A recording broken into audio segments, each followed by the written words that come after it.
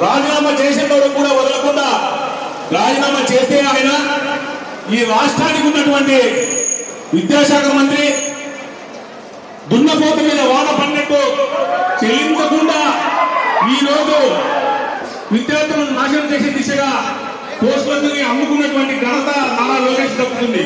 అందుకే ఖచ్చితంగా నారా లోకేష్ రాజీనామా చేయాలి. అదేవిధంగా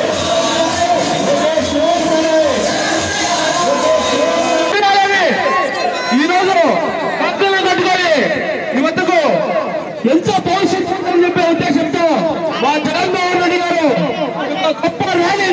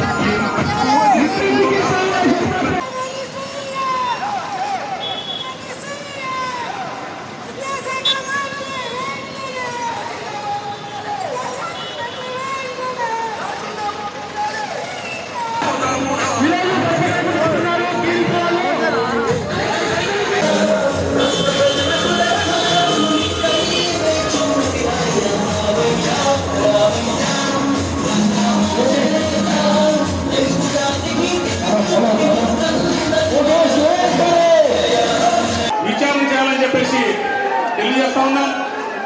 ఈ ర్యాలీ గాంధీ విగ్రహం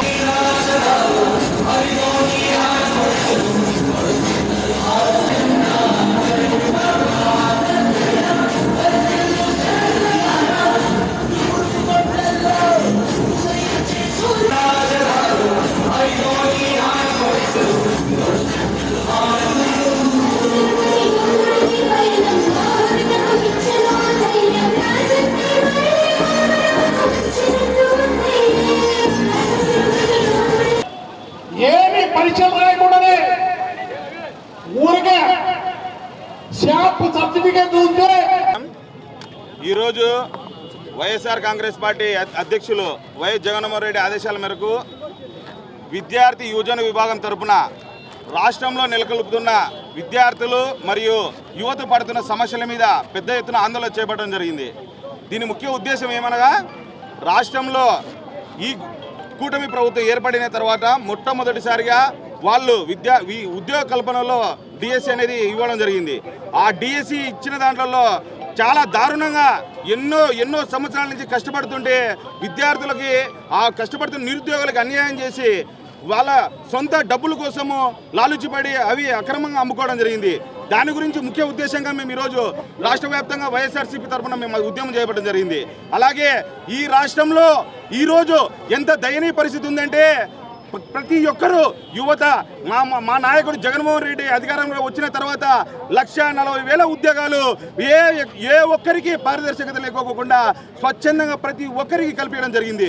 ఈరోజు వాళ్ళు కల్పించిన 16,000 ఉద్యోగాల్లో ఎంత నీచంగా అన్యాయంగా వాళ్ళు చేసినారో దాన్ని ప్రజలందరూ గమనించడం జరిగింది. అయ్యా నారా లోకేష్, నీకు కొడుకున్నాడు. ఈ రాష్ట్రంలో ఎంతో మంది నిరుద్యోగులు, తర్వాత బీద వాళ్ళు ఎంతో మంది ఉద్యోగాలు లేక ఇచ్చేస్తున్నారు. వాళ్ళ విషయాలన్నీ మీరు గమనించి 16,000 ఉద్యోగాలు ఇచ్చిన దాంట్లో మీరు అన్యాయం చేశారు. అలాగే ఈరోజు విద్యా దీవెన అయితేనేమి, వసతి దీవెన అయితేనేమి, ఇవి ఏ ఒక్కటి హామీ లేకోకుండా ఏ రోజు ఇస్తారనేది నమ్మకం లేకోకుండా ఈరోజు అన్యాయంగా చాలా దారుణంగా చేసింది. మేము ఈరోజు నారా లోకేష్కి విన్నవించుకుంటున్నాము. భవిష్యత్తులో ఇది జంతర్ మంత్రలో జరిగినది కేవలం చిన్నదే. ఈ రాష్ట్రంలో జరుగుతున్న అన్యాయం చాలా దారుణము.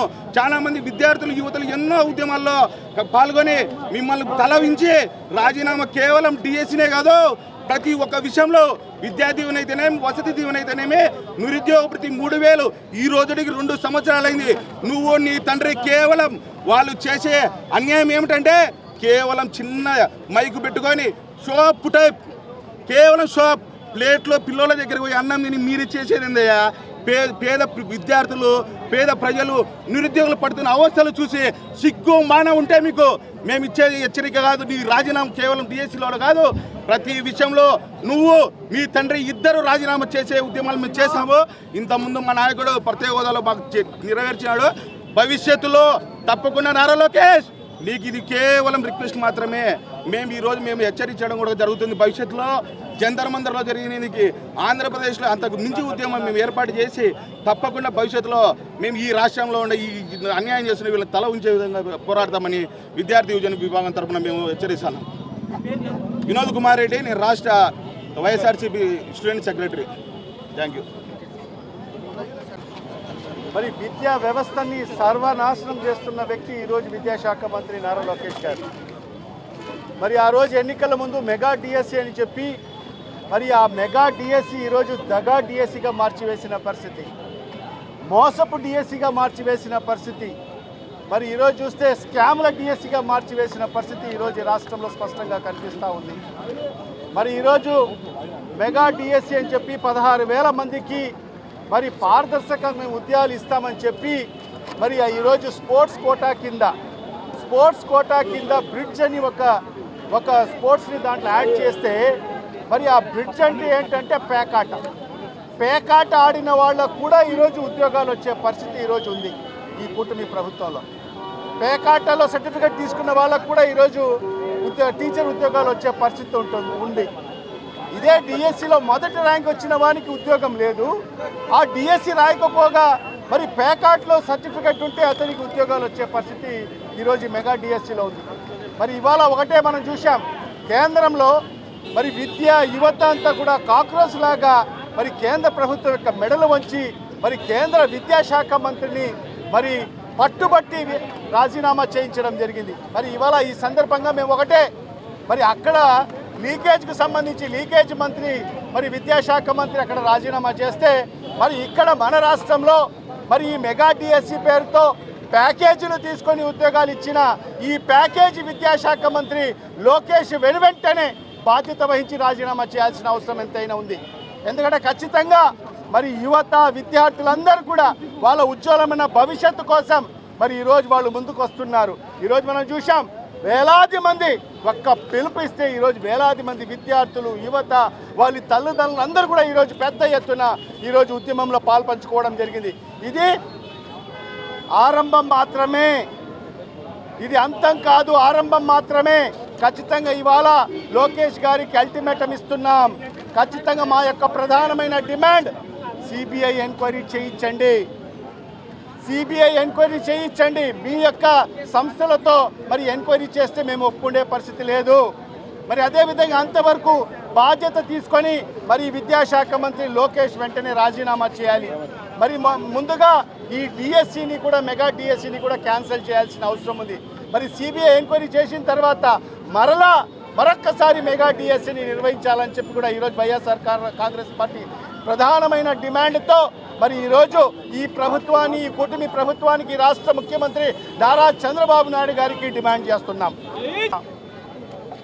పార్టీ పిలుపు మేరకు ఈరోజు వైఎస్ఆర్ కాంగ్రెస్ పార్టీ నాయకులే కాదు, యువకులు, విద్యార్థులు, తల్లిదండ్రులు అందరూ పెద్ద ఎత్తున ఈరోజు కడప నగరంలో వేలాది మంది పాల్గొన్న ఈ నిరసన కార్యక్రమం విజయవంతమైందని చెప్పేసి మేము భావిస్తున్నాం. సో తప్పకుండా ఇప్పటికైనా బుద్ధి తెచ్చుకోవాల్సిన అవసరం తప్పకుండా ఉంది ఈ ప్రభుత్వం. సో ఏదైతే ఎవరైతే ఈ లీకేజీల్లో అయితేనేమి, పేపర్ లీకేజ్ అయితేనేమి, అలాగే స్పోర్ట్స్ కోటాలో ఏదైతే ఇవ్వడం జరిగిందో, సో వాళ్ళందరికీ కూడా ఇమ్మీడియట్గా వాళ్ళందరూ కూడా రిజైన్ చేయాల్సిన అవసరం తప్పకుండా ఉంది. లేకపోతే ప్రజలే వాళ్ళను డిస్మిస్ చేసే కార్యక్రమం తొందరలోనే జరుగుతుంది అని చెప్పి తెలియజేసుకుంటున్నాం.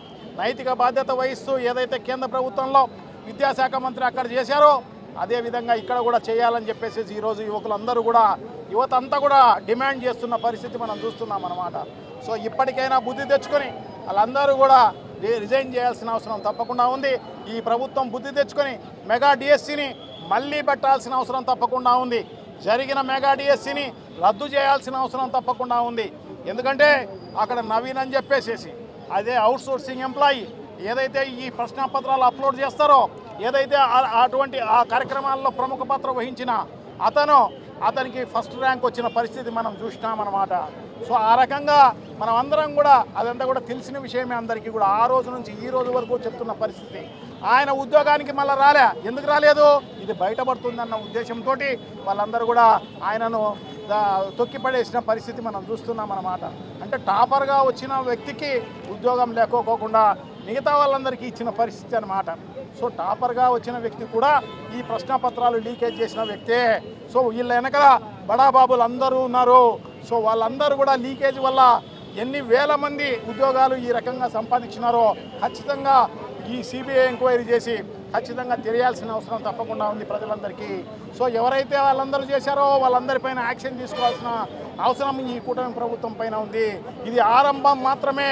ఖచ్చితంగా వాళ్ళు రిజైన్ చేసేంత వరకు, సిబిఐ ఎంక్వైరీ చేసేంత వరకు కూడా వైఎస్ఆర్ కాంగ్రెస్ పార్టీ యువత అందరూ కూడా ప్రముఖ పాత్ర వహించి ఈ కార్యక్రమాలన్నీ కూడా చేసే కార్యక్రమం, నిరసన చేసే కార్యక్రమము, ఆందోళన చేసే కార్యక్రమం అంతా కూడా చేస్తామని చెప్పేసి మీకు అందరికీ కూడా తెలియజేసుకుంటున్నాం. ఇంత దారుణంగా ఈ దేశంలో ఏ రాష్ట్రంలో జరిగిన పరిస్థితి లేదు. ఇక్కడ ఈ రాష్ట్రంలోనే జరిగిన పరిస్థితి ఉందని చెప్పి మీకు అందరికీ కూడా తెలియజేసుకుంటున్నాం. సో ఏదేమైతేనే సో డెఫినెట్గా ఇంత అన్యాయం నిజంగా విద్యార్థులకు, యువకులకు అందరికీ కూడా జరిగిన పరిస్థితి ఉంది. సో వాళ్ళందరూ కూడా కోచింగ్ తీసుకొని పాపం కొన్ని సంవత్సరాలు, కొన్ని నెలలు, కొన్ని సంవత్సరాలు వాళ్ళందరూ కోచింగ్ తీసుకుని వాళ్ళందరూ కూడా పరీక్షలు రాసిన పరిస్థితి అన్నమాట. వాళ్ళందరికీ ఉద్యోగాలు రాకుండా దొంగగా వాళ్ళకందరికీ ఉద్యోగాలు ఇచ్చిన పరిస్థితి మనం చూస్తున్నాం అన్నమాట. కొన్ని లక్షలు, 15 లక్షలు, 20 లక్షలు వాళ్ళందరూ కూడా బేరం ఆడుకుంటున్న పరిస్థితి మనం వీడియో కాల్లోనూ, తర్వాత ఆడియో టేపుల్లోనూ మనం విన్న పరిస్థితి ఉంది. సో ఇవన్నీ కూడా సాక్ష్యాలు చూపించి అడుగుతున్నా కూడా ఈ 1.5 సంవత్సరం నుంచి ఈ ప్రభుత్వం పట్టించుకున్న పరిస్థితి లేదు. దున్నపోన పైన వానబడినట్టే ఉన్నట్టుగా ఉంది అన్నమాట.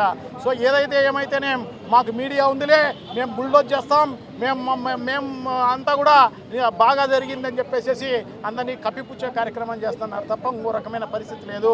ఖచ్చితంగా నిరుద్యోగులందరూ కూడా వాళ్ళందరూ కూడా ఈ రోజు కూడా రేపు ఎప్పుడైనా కూడా ఖచ్చితంగా వాళ్ళు చూపించే కార్యక్రమం తప్పకుండా చేపిస్తారు, తప్పకుండా సినిమా చూపిస్తారు మీకు అందరికీ కూడా.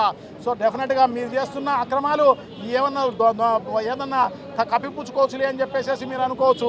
అది జరిగే విషయమే కాదు. ఖచ్చితంగా దీనిపైన అందరికీ కూడా, ప్రజలందరికీ కూడా తెలిసిన విషయమే. సో డెఫినెట్గా ఎందుకంటే హైకోర్టు కూడా నిన్న దీనిపైన విచారణ చేయమని చెప్పడం జరుగుతుందన్నమాట. వాళ్ళు విచారణ చేయమన్నారు కానీ సిబిఐ ఎంక్వైరీ హైకోర్టు చెప్పలేదు. సో అందుకోసం వీళ్ళు సొంత విచారణ చేసే కార్యక్రమం చేస్తారు. మీరు సీఎం గారు ఏం చెప్తే ఆ విచారణలో అదే వచ్చే కార్యక్రమం జరుగుతుందన్నమాట. అంటే మనకు తెలిసిన విషయమే అన్నమాట విచారణలో ఏం జరగబోతోంది అనేది. అటువంటిది కాదు, ఖచ్చితంగా సిబిఐ ఎంక్వైరీ చేయాల్సిన అవసరం తప్పకుండా ఉంది. ఎవరైతే అధికారులు దీంట్లో పాల్గొన్నారో వాళ్ళందరినీ కూడా శిక్షించాల్సిన అవసరం తప్పకుండా ఉంది. నారా లోకేష్ రిజైన్ చేయాల్సిన అవసరం తప్పకుండా ఉంది. ఆ మెగా డిఎస్సిని క్యాన్సిల్ చేయాల్సిన అవసరం తప్పకుండా ఉంది. కొత్త మెగా డిఎస్సిని మళ్ళా జరపాల్సిన అవసరం తప్పకుండా ఉంది అని చెప్పేసి ఈరోజు యువకులు, వైఎస్ఆర్ కాంగ్రెస్ పార్టీ తల్లిదండ్రులు అందరూ కూడా డిమాండ్ చేస్తున్న పరిస్థితి ఉందని చెప్పి తెలియజేసుకుంటూ, సో ఇప్పటికైనా కనువిప్పు కరిగి మీరందరూ కూడా జరుగుతున్న అన్యాయాన్ని మా ప్రజలందరూ కూడా తెలుసుకున్న విషయమే. సో తప్పకుండా మీరు చేస్తున్న ఈ రకమైన అరాచకమైన కార్యక్రమాలన్నీ కూడా చూస్తున్నారు వాళ్ళు.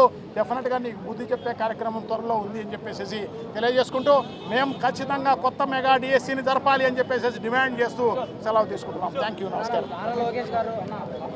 పెద్ద ఎత్తున యువత నిరుద్యోగ యువత ఎవరైతే ఉద్యోగ అవకాశాలు వస్తాయని చెప్పి ప్రతిభ ఉన్నటువంటి ప్రతి విద్యార్థులందరూ కూడా చాలా కష్టపడి పనిచేసి ఈరోజు రాష్ట్రంలో పెద్ద ఎత్తున ప్రచారం చేసి మేమేదో ఉద్యోగాలు ఇస్తున్నామని చెప్పి మెగా డిఎస్పీ అని చెప్పి పెద్ద ఎత్తున ప్రచారం చేసుకొని ఒక ఎగ్జామ్ కండక్ట్ చేశారు. మంచిదే, ఎందుకంటే వ్యవస్థలు బాగుండాలంటే, సమాజం బాగుండాలంటే విద్యా వ్యవస్థ అనేది చాలా ప్రమాణాలతో కూడుకున్నటువంటి వ్యవస్థ ఉండాలి. అలాంటి ప్రాముఖ్యత కలిగినటువంటి విద్యా వ్యవస్థ మనందరికీ తెలుసు. ఏదైనా కూడా మన పెద్దలు చెప్తుంటారు, ఆస్తి దొంగతనం చేయొచ్చేమో, మిగతా ఏదైనా పోగొట్టొచ్చేమో, ప్రతిభ అనే దాన్ని ఎవరేం చేయలేరనే పరిస్థితులలో మనం అందరం కూడా వింటూ ఉంటాం. అలాంటి డిఎస్సి ఎగ్జామ్స్లో ఈరోజు ఎగ్జామ్స్ రాయకుండా మనకి ఏదైతే ఉద్యోగాలు వస్తున్న పరిస్థితి, అదేవిధంగా నకిలీ స్పోర్ట్స్ కోటాలో నకిలీ సర్టిఫికెట్లతో కూడా అర్హత లేని సర్టిఫికెట్లు పెట్టి ఎగ్జాములు రాయకుండా ఉద్యోగాలు పొందినారని చెప్పి ఆధారాలతో సహా యువత ముందుకొచ్చి బాధితులందరూ కూడా ముందుకు చెప్తున్నారు. మాకు రావాల్సిన ఉద్యోగాలన్నీ కూడా దొడ్డిదారిన పోతూ ఉన్నాయి. అదేవిధంగా దీంట్లో అమ్ముకున్నారని చెప్పి సోషల్ మీడియాలో వచ్చిన పరిస్థితి ఆధారాలతో సహా కోర్టును కూడా బాధిత కుటుంబాలు కానీ సమాజంలో బాధ్యత గల వ్యక్తులు కోర్టును కూడా ఆశ్రయించి దీని మీద విచారణ చేయాలని చెప్పి ప్రభుత్వం విచారణ చేయమంటే చాలా మొండిగా పోతూ ఉంది. విచారణ చేయమని హైకోర్టుకు అడిగితే హైకోర్టు కూడా విచారణ చేయమన్నది. కానీ ఒకటే గుర్తు చేస్తున్నాం, ఈరోజు విద్యా వ్యవస్థలో ఈరోజు గురువులు అనే వాళ్ళు చాలా ప్రమాణాలు కలిగినటువంటి వాళ్ళు రావాలా. ఈ విధంగా ఎగ్జాములు రాయకుండా కొనుగోలు చేసి దొడ్డిదారిన వచ్చే ఉపాధ్యాయులు వస్తే సమాజం చెడిపోతుంది, బాధితులు ప్రతిభ కలిగిన వాళ్ళు నష్టపోతారని చెప్పి దీని మీద యువత విద్యార్థులందరూ కూడా పెద్ద ఎత్తున ఆందోళన చేస్తున్నాం. మనం చూసాం కేంద్రంలో కూడా విద్యా వ్యవస్థల సమూల మార్పులు రావాలా, ఒక మంచి విద్యా వ్యవస్థ రావాలని చెప్పి నీట్ లీకేజ్ దాని మీద మొండిగా కేంద్ర ప్రభుత్వం ఉంటే కాక్రోచ్లై యువత అంతా కూడా కోట్ల మంది రోడ్ల మీదకి వచ్చి డిమాండ్ చేసి కేంద్ర ప్రభుత్వం మెడలు వంచి రాజీనామా చేసిన పరిస్థితి చూసాం.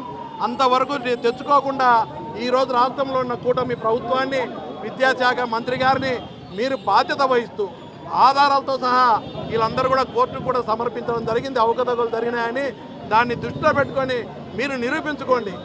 ఏదో మీరు సవాల్ విసురుతూ చర్చకు రమ్మని చెప్పడం కాదు. దాని మీద సరైనటువంటి విచారణ జరగాలంటే సిబిఐ విచారణ చేయాలని చెప్పి ఈరోజు విద్యార్థులు బాధితులు అందరూ కూడా కోరుతూ ఉన్నారు. వైఎస్ఆర్ కాంగ్రెస్ పార్టీ కూడా డిఎస్సిలో జరిగిన అక్రమాలపై సిబిఐ ఎంక్వైరీ చేయాలని చెప్పి డిమాండ్ చేస్తూ ఉన్నాం. పెద్ద ఎత్తున యువత రోడ్డుపైన పడిందంటే దానికి కారణం ఈ కూటమి ప్రభుత్వం. వీళ్ళు తీసుకున్న తప్పుడు నిర్ణయాలు, వీళ్ళు అధికారం రావడానికి మోసం చేసి మాయమాటలు చెప్పి అధికారం వచ్చినాక యువతకి పూర్తిగా మొండి చేయి చూపించిన పరిస్థితి. ఏదైతే డిఎస్సి ఎగ్జామినేషన్ జరిగిందో అది పూర్తిగా అవకతవకలు జరిగాయని మా యువత తరపున కోరుకుంటున్నాను. ఈ చంద్రబాబు నాయుడికి ఆంధ్రప్రదేశ్లో ఉన్న యువత యొక్క భవిష్యత్తు ఏం ముఖ్యం కాదు. తన కుమారుడైన నారా లోకేష్ యొక్క రాజకీయ భవిష్యత్తు మాత్రమే ముఖ్యం. అన్నా, నేను స్టేట్ వైడ్ క్రికెట్ అన్నాను, నాకు పలానా మెడల్ ఉందంటే ఉద్యోగం రాదు. నేను ఫుట్బాల్ ఛాంపియన్ అంటే ఉద్యోగం రాదు. నాకు పేకాట్ వచ్చంటే ఉద్యోగం ఇస్తారు, బ్రహ్మాండంగా ఇస్తారు. ఎందుకంటే ఈ కూటమి ప్రభుత్వం ఏం చేసిందంటే చంద్రబాబు నాయుడు గారి హెరిటేజ్ సెంటర్లలో పాల ప్యాకెట్లు అమ్ముకున్నట్టు ఈ డిఎస్సి ఉద్యోగాలు ఒక్కొక్కరికి 15 లక్షలు డబ్బు తీసుకోవడం, ఉద్యోగం ఇవ్వడం. యువతకి ఇచ్చిన మాట ప్రకారం ప్రతి సంవత్సరం జనవరిలో జాబ్ క్యాలెండర్ అన్నారు. జాబ్ క్యాలెండర్ లేదు. బాబు వస్తే జాబ్ వస్తుందన్నాడు. బాబు వచ్చాడు కానీ జాబ్ రాలేదు. 20 లక్షల ఉద్యోగాలు అన్నాడు. 20 లక్షల ఉద్యోగాలు లేవు. ఉద్యోగం రాకపోతే నిరుద్యోగ వృత్తి ఒక్కొక్కరికి 3,000 రూపాయలు చెల్లిస్తామన్నాడు. ఏ ఒక్కరికి ఇప్పటికీ 26 నెలలైంది. ఇప్పటికీ ఒక్కొక్క యువకునికి ఇవ్వాల్సిన 78,000 రూపాయలకి పత్తా లేకుండా పోయారు. మీరు చూసుకున్నట్టయితే దేశంలో జరిగిన నీట్ స్కామ్లో, నీట్ పేపర్ లీక్లో బాధ్యత వహిస్తూ దేశ యువతని గౌరవిస్తూ విద్యాశాఖ మంత్రి ధర్మేంద్ర ప్రధాన్ గారు యువతకి ఆదర్శంగా రాజీనామా చేసి యువతని గౌరవించారు. కానీ ఈ లీకేజ్ లోకేష్ మాత్రం యువత అంటే ఎటువంటి ఇది లేకుండా, వాళ్ళకి కనీసం గౌరవం అనేదే లేకుండా అతను నాకు అధికార దాహంతో నేను కూర్చున్నాను, నేనేం చెప్తే అదే జరుగుతుంది, ఎవరైనా డిఎస్సి గురించి మాట్లాడితే మిమ్మల్ని స్టేషన్లలో పెడతాం, మీ పైన అక్రమ కేసులు పెడతాం, మిమ్మల్ని అక్రమ కేసుల్లో పెట్టి జైళ్ళల్లో పెట్టే విధంగా చర్యలు తీసుకుంటామని చెప్పడం జరిగింది. నేను ఇదే చెప్తున్నాను. మీరు ఇంకోటి చూసుకుంటే మా జగనన్న హయాంలో ప్రతి ఒక్క విద్యార్థి ప్రశాంతంగా చదువుకొని బయటకు వచ్చేటప్పుడు డిగ్రీ సర్టిఫికేట్ తెచ్చుకొని ప్రశాంతంగా ఇతర రాష్ట్రాల్లో ఉద్యోగాలు చేసుకున్నటువంటి పరిస్థితి ఉంది. కానీ వీళ్ళు ఫీజు రియంబర్స్మెంట్ ఇయ్యరు, కాలేజీల్లో పరీక్షలు రాయనీరు, హాల్ టికెట్లు ఇయ్యరు, 10,000 కోట్లు బకాయిలు ఉన్నాయి. మీరు చూసుకున్నట్టయితే వీళ్ళు హాల్ టికెట్లు ఇయ్యరు. కాలేజీ నుంచి యువత బయటికి రావాలంటే ఎంతో నిరుత్సాహంగా ఉద్యోగాలు లేక ఇట రోడ్డు పైన పడిన పరిస్థితి ఏర్పడింది. ఈ మీడియా ముఖంగా తెలియజేస్తున్నాను. ఆంధ్రప్రదేశ్లో దేశంలో తలుచుకుంటే యువత తలుచుకుంటే ఏం జరిగిందో చూశారు. ఆంధ్రప్రదేశ్ యువత తలుచుకుంటే ఏం జరుగుతుందో కూడా మీరు ఖచ్చితంగా చూస్తారు అని ఈ మీడియా ముఖంగా తెలియజేస్తున్నారు.